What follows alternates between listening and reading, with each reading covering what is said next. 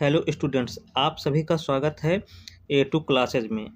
आज का हमारा विषय है इतिहास। आज हम लोग जानेंगे इतिहास के विषय में। इतिहास किसे कहते हैं?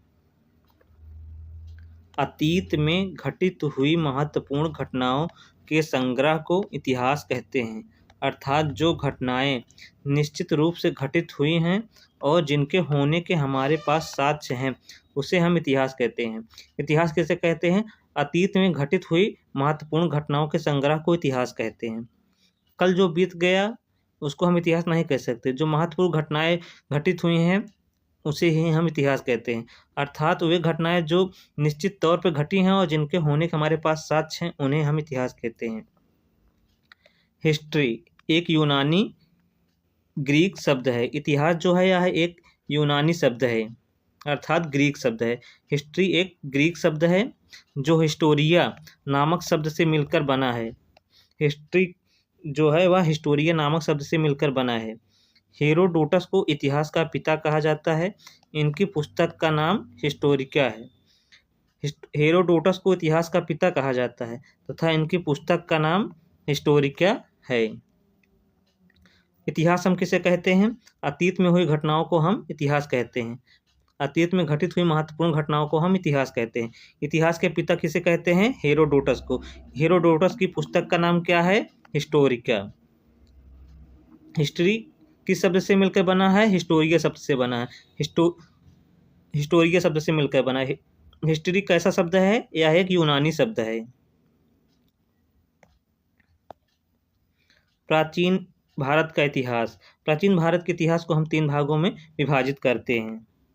प्राचीन भारत के इतिहास को हम तीन भागों में विभाजित करते हैं। हमारा पहला भाग है प्रागैतिहासिक काल, दूसरा भाग है ऐतिहासिक काल, आद्य ऐतिहासिक काल, तीसरा है ऐतिहासिक काल।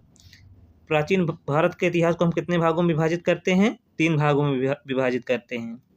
पहला भाग कौन सा है? प्रागैतिहासिक काल। दूसरा भाग है आद्य ऐतिहासिक काल। तीसरा है ऐतिहासिक काल। अब हम देखते हैं प्रागैतिहासिक काल किसे कहते हैं। प्रागैतिहासिक काल हम उसे कहते हैं जिसमें पूरा तात्विक साक्ष्य उपलब्ध है परंतु लिखित साक्ष्य उपलब्ध नहीं है। इसे हम पाषाण काल भी कहते हैं। इसका उदाहरण है पूरा पाषाण काल, मध्य पाषाण काल, नवपाषाण काल। प्रागैतिहासिक काल किसे कहते हैं? प्रागैतिहासिक काल उसे हम कहते हैं जिसके पूरा तात्विक साक्ष्य तो उपलब्ध हैं परंतु लिखित साक्ष्य उपलब्ध नहीं है। इसे हम पाषाण काल भी कहते हैं, जैसे पूरा पाषाण काल, मध्य पाषाण काल, नवपाषाण काल। आद्य ऐतिहासिक काल किसे कहते हैं? जिसके हमारे पास पूरा तात्विक साक्ष्य हैं तथा लिखित साक्ष्य उपलब्ध हैं, लेकिन अभी तक इनकी लिपियों को पढ़ा नहीं जा सका है। जैसे सिंधु घाटी की सभ्यता। सिंधु घाटी की सभ्यता की लिपि को अभी तक पढ़ा नहीं जा सका है। और हमारा तीसरा भाग है ऐतिहासिक काल। ऐतिहासिक काल हम उसे कहते हैं जिसमें पूरा तात्विक साक्ष्य एवं लिखित साक्ष्य दोनों उपलब्ध हैं तथा इनकी लिपि को पढ़ा भी गया है। इसका उदाहरण है लगभग 600 ईसा पूर्व के बाद का समय या काल। 600 ईसा पूर्व के बाद का काल। अभी तक हम लोगों ने जितना पढ़ा उसे हम रिवाइज कर लेते हैं एक बार।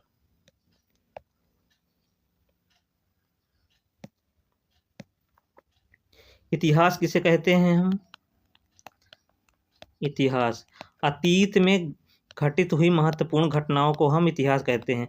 अतीत में घटित महत्वपूर्ण घटनाओं को हम इतिहास कहते हैं। इतिहास के पिता कौन हैं? हेरोडोटस। इनकी पुस्तक का नाम क्या है? हिस्टोरिका। इतिहास किस शब्द से मिलकर बना है? हिस्टोरिया नामक शब्द से मिलकर बना है। यह एक यूनानी शब्द है। इतिहास हिस्ट्री एक यूनानी शब्द है। चलिए आप सभी लोग दोहराइए हमारे साथ। इतिहास किसे कहते हैं? अतीत में घटित हुई महत्वपूर्ण घटनाओं को इतिहास कहते हैं। इतिहास के जनक कौन है? हेरोडोटस। इनकी पुस्तक का नाम क्या है? हिस्टोरिका। इतिहास किस भाषा का शब्द है? यूनानी भाषा का शब्द है। हिस्ट्री किस शब्द से लिया गया है? हिस्ट्री हिस्टोरिया शब्द से लिया गया है। इतिहास के कुल कितने कालखंड हैं? 3 कालखंड हैं। पहला है प्रागैतिहासिक काल, दूसरा क्या है आद्य ऐतिहासिक काल, तीसरा है ऐतिहासिक काल।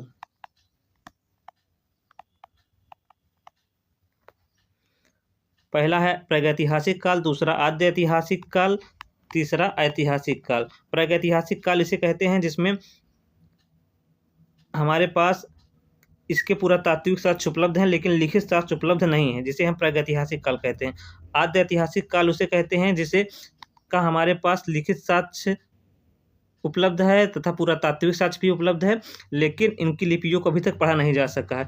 ऐतिहासिक काल हम उसे कहते हैं जिसमें दोनों मतलब लिखित साक्ष्य और पुरातात्विक साक्ष्य दोनों उपलब्ध हैं तथा इनकी लिपियों को पढ़ा भी गया है, उसे हम ऐतिहासिक काल कहते हैं।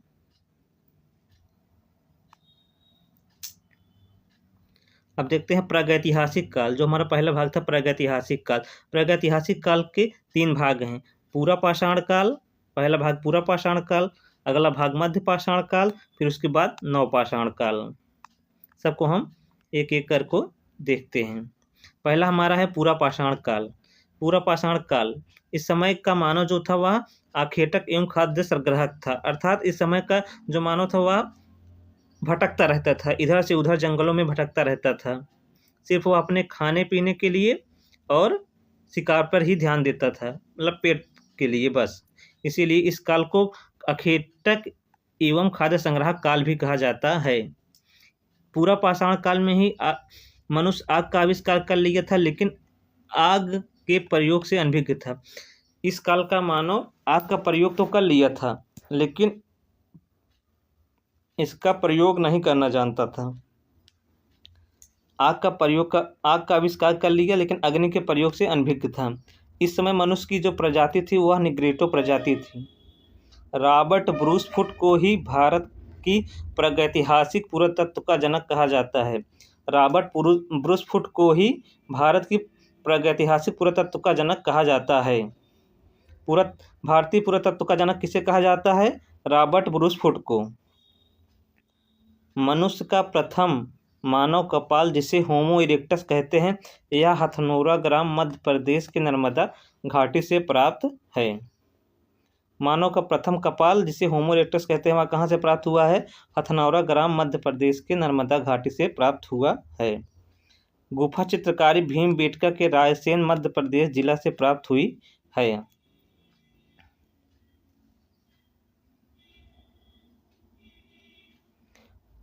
पूरा पाषाण काल। पूरा पाषाण काल आखेटक एवं खाद्य संग्राहक काल था। इस समय आग का आविष्कार हो गया था, लेकिन मनुष्य आग के प्रयोग से अनभिज्ञ था। मनुष्य की प्रजाति इस समय निग्रेटो प्रजाति थी। इस समय मनुष्य की जो प्रजाति थी वह निग्रेटो प्रजाति थी। रॉबर्ट ब्रूस फुट को ही भारत की प्रागैतिहासिक पुरातत्व का जनक कहा जाता है। मनुष्य का प्रथम कपाल, जिसे होमो इरेक्टस कहते हैं, वह हथनौरा ग्राम मध्य प्रदेश के नर्मदा घाटी से प्राप्त हुआ है। गुफा चित्रकारी भीमबेटका के रायसेन जिला से प्राप्त हुई है। अब चलिए आप लोग कुछ थोड़ा बताइए हमको, प्रागैतिहासिक पुरातत्व का जनक किसे कहा जाता है? कि इसको ऊपर कर दें तो प्रागैतिहासिक पुरातत्व का जनक किसे कहा जाता है? रॉबर्ट ब्रूस फुट को। चलिए अगली स्लाइड देखते हैं हम लोग। मध्य पूरा पाषाण काल। मध्य पूरा पाषाण काल, इसमें जो औजार उपयोग करते थे उन औजारों का आकार छोटा हुआ, जिसे माइक्रोलिथ कहा गया। मध्य पूरा पाषाण काल के मानव, पहले जो पूरा पाषाण काल के मानव थे वो बड़े बड़े औजारों का उपयोग करते थे, बड़े बड़े पत्थरों के औजारों का उपयोग करते थे। लेकिन वही मानव जब मध्य पूरा पाषाण काल के जो मानव हुए हैं वो अब छोटे छोटे पत्थरों के औजारों का उपयोग करते हैं, जिसे माइक्रोलिथ कहा गया है। औजारों का आकार छोटा हुआ, जिसे माइक्रोलिथ कहा गया। मानव अस्थि पंजर का प्रथम साक्ष्य मिला है। मानव के जो अस्थि पंजर है, मानव के अस्थियों के जो प्रथम साक्ष्य हैं वह मध्य पूरा पाषाण काल के ही मिले हैं। मध्य पूर्व पाषाण काल के ही मिले हैं। पशुपालन के प्रथम साक्ष्य मध्य प्रदेश के आदमगढ़ एवं बागौर तथा राजस्थान के भीलवाड़ा से प्राप्त हैं। पशुपालन के जो प्रथम साक्ष्य हैं वह मध्य प्रदेश के आदमगढ़ एवं बागौर तथा राजस्थान के भीलवाड़ा से प्राप्त हुए हैं। मानव कंकाल के प्रथम साक्ष्य प्रतापगढ़ यूपी के सराय नाहर राय और महादहा नामक स्थान से प्राप्त हुआ है। मानव कंकाल के जो प्रथम साक्ष्य हैं वह हमें कहाँ से प्राप्त हुए हैं? प्रतापगढ़ उत्तर प्रदेश के सराय नाहर राय और महादहा नामक स्थान से हमें प्राप्त हुआ है। नवपाषाण काल, इसे हम नवपाषाण युग भी कहते हैं। नवपाषाण काल को हम नवपाषाण युग भी कहते हैं। इस काल के औजारों को सेल्ट कहा जाता था। इस काल के औजारों को सेल्ट कहा जाता था। इस काल में मानव आग का प्रयोग करने लगा था। आग की खोज कब किया था? वह आग की खोज मानव पूरा पाषाण काल में किया था, लेकिन उसका प्रयोग करना नहीं जानता था।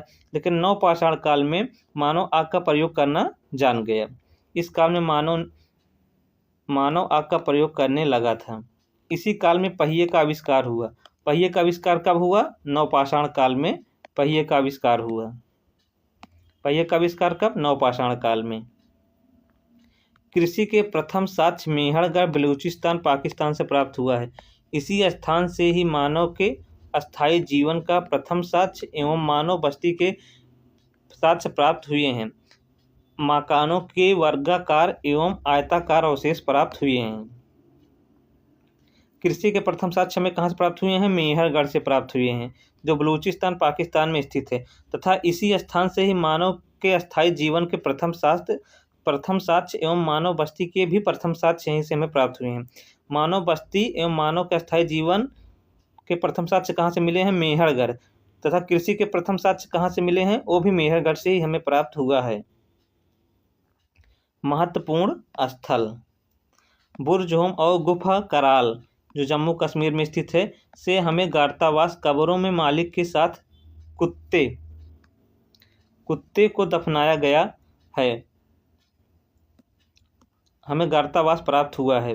तथा कोल्डीवा प्रयागराज से धान चावल की खेती के प्रथम साक्ष्य या प्राचीनतम साक्ष्य प्राप्त हुए हैं। हमारा पहला पालतू जानवर कौन था? पालतू जानवर पहला कौन था? कुत्ता था। हमारा पहला पालतू जानवर कौन था? कुत्ता। कृषि के प्रथम साक्ष्य कहाँ से मिले हैं? मेहरगढ़ बलूचिस्तान पाकिस्तान से। तथा स्थायी जीवन तथा मानव बस्ती के प्रथम साक्ष्य ही बलूचिस्तान पाकिस्तान से प्राप्त हुए हैं।